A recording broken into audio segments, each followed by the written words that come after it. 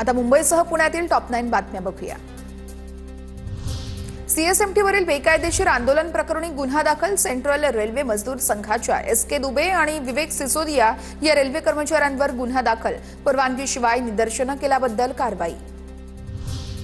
मुंबईच्या प्रदूषणामध्ये वाढ। मुंबईतील हवा मध्यम ते उच्च प्रदूषण श्रेणीमध्ये नोंदवण्यात आली।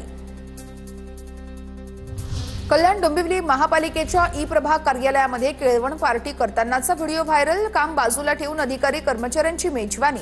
जागरूक नागरिकांनी काढला केळवण पार्टीचा व्हिडिओ। नागरिकांनी विचारला आहे प्रश्न। निलंबित तहसीलदार सूर्यकांत येवलेंवर खडक पोलिसात गुन्हा दाखल। बोपोडी प्रकरणामध्ये चुकीचा निर्णय दिल्यानं जमिनीचा व्यवहार चुकला। येवलेंनी तहसीलदार म्हणून दिलेल्या निर्णयांची जिल्हा प्रशासनाकडून चौकशी सुरू। निर्णय रद्द होण्याचीही दाट शक्यता।